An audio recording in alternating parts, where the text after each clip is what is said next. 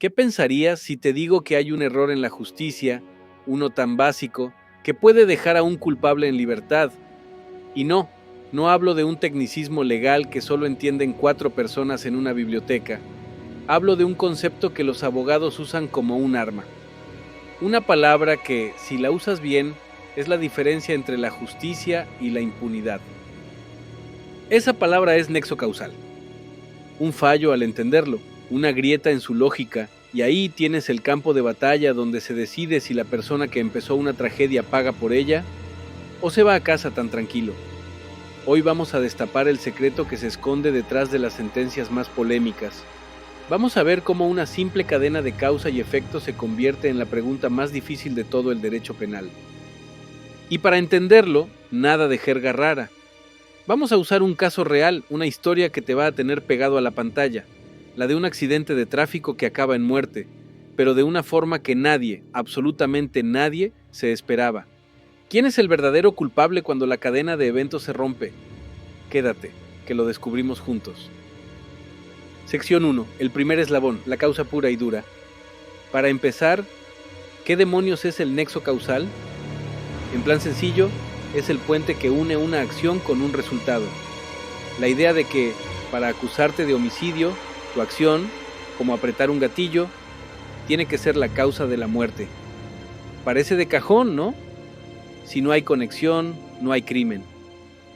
Los primeros juristas que intentaron ponerle nombre a esto crearon una teoría que parecía a prueba de balas.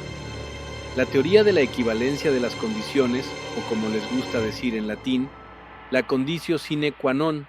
Suena a trabalenguas, pero la idea es simple. Una acción es la causa de algo si cuando la borras de la historia, ese algo no habría pasado. Vamos con un ejemplo para que se entienda. Un tipo compra un cuchillo en una ferretería y lo usa para matar a alguien. Aplicamos la teoría. Si el ferretero no le hubiera vendido el cuchillo, ¿habría ocurrido el asesinato? Pues seguramente no. Así que, según esta lógica, el ferretero es una causa del homicidio. Y si vamos más atrás, el que fabricó el cuchillo también. Y el minero que sacó el metal. ¿Ves por dónde voy? La teoría nos lleva a un bucle infinito de causas, a una cadena que se vuelve absurda. Si el abuelo del asesino no hubiera conocido a su abuela, el asesino no existiría y no habría crimen. ¿Es el abuelo una causa del homicidio? Técnicamente, según la conditio sine qua non, sí. ¿Absurdo? Por supuesto. Y los jueces se dieron cuenta. Ser una causa física no podía ser lo mismo que ser un culpable ante la ley. La justicia necesitaba un filtro. Sección 2, el caso que lo cambió todo. Y aquí es donde entra nuestro caso, el rompecabezas que nos va a servir de guía. Imagina a Carlos, va con prisa, se salta un semáforo en rojo y le da un toque a una moto que conduce Ana. El golpe es leve. Ana se cae, pero solo se hace un rasguño en la rodilla. La moto, un faro roto, un accidente tonto, de esos que se arreglan con el seguro y una multa. Pero por protocolo llega una ambulancia para asegurarse de que Ana está bien. Mientras los paramédicos la atienden dentro, un segundo conductor que no tiene nada que ver con esto y que va borracho, pierde el control y se estampa de lleno contra la ambulancia. En ese segundo choque, Ana muere. Ahora viene la pregunta del millón, la que puede definir un juicio entero. Penalmente, ¿quién mató a Ana?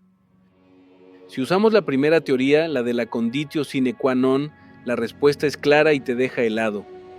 Si Carlos no se hubiera saltado el semáforo, Ana no habría estado en esa ambulancia, en ese sitio y en ese momento. Por lo tanto, la acción de Carlos es causa directa de su muerte. Elimina su imprudencia y eliminas el resultado. Con esta lógica, Carlos podría enfrentarse a un cargo por homicidio. Pero, seamos sinceros, algo aquí no cuadra, ¿verdad? Carlos fue un imprudente, claro que sí, pero su acción no parecía que fuera a matar a nadie, y menos de una forma tan retorcida e imprevisible. Lo que de verdad causó la muerte fue otra cosa, la aparición de un tercero, un conductor borracho. ¿Es justo culpar a Carlos por lo que hizo otra persona? Este dilema, esa sensación de que algo falla, es lo que obligó a la justicia a evolucionar. Necesitaba una herramienta mejor. Sección 3. La solución moderna, la imputación objetiva. Esa nueva herramienta se llama teoría de la imputación objetiva. Este es el concepto que manda hoy en día, y es aquí donde se juegan los partidos de verdad en los juicios. La imputación objetiva nos dice que para ser culpable no basta con causar algo. Ese algo te tiene que ser jurídicamente atribuible. Funciona como un doble filtro. El primer filtro es este: ¿tu acción creó un riesgo que la ley prohíbe o aumentaste un riesgo que ya existía? En el caso de Carlos, la respuesta es un sí como una catedral. Saltarse un semáforo en rojo es el manual de cómo crear un riesgo que la sociedad no permite. Vale, primer filtro superado. Carlos sigue en el punto de mira. Pero el segundo filtro es el que lo cambia todo. La pregunta clave es: ¿el resultado final, la muerte, fue la consecuencia directa de ese riesgo que tú creaste? Piénsalo. ¿Cuál es el riesgo típico de saltarse un semáforo? Chocar contra otro coche, atropellar a alguien, vamos, el riesgo del impacto directo. Ahora volvamos al caso. Ana no murió por el golpe del coche de Carlos. Murió porque otro tipo, borracho, se estrelló contra su ambulancia. Ese resultado, la muerte por culpa de un tercero imprevisible, ¿es la materialización del riesgo que creó Carlos al saltarse el semáforo? La respuesta para casi cualquier jurista es un no rotundo. El riesgo que creó Carlos fue el de un accidente leve. El riesgo que mató a Ana fue otro, uno completamente nuevo, creado por el conductor borracho. Y aquí, justo aquí, es donde la cadena se rompe. Aunque Carlos puso la primera ficha del dominó, el resultado final no le pertenece. Jurídicamente, no se le puede imputar. Por tanto, a Carlos se le podría condenar por las lesiones leves del principio y por la infracción, pero no por el homicidio. La imputación objetiva nos da una solución mucho más justa, separando al que causa algo del que es penalmente responsable. Sección 4. El campo de batalla. ¿Cómo se rompe el nexo? Esto que le acaba de salvar a Carlos es lo que los abogados llaman una ruptura del nexo causal, y es en este terreno donde los mejores abogados defensores ganan sus juicios más difíciles. Su trabajo es demostrar que aunque su cliente empezó la bola de nieve, un factor externo fue el que de verdad provocó la avalancha. Hay varias formas clásicas de romper este nexo. Una es la intervención de un tercero, como nuestro conductor ebrio. La regla general es que si otra persona actúa de forma muy imprudente o con intención, rompe la cadena y se absorbe toda la responsabilidad. Otra forma muy polémica es la autopuesta en peligro de la víctima. Imagina que en una pelea le haces un corte a alguien.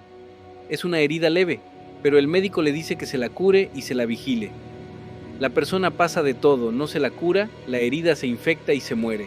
¿Eres responsable de su muerte?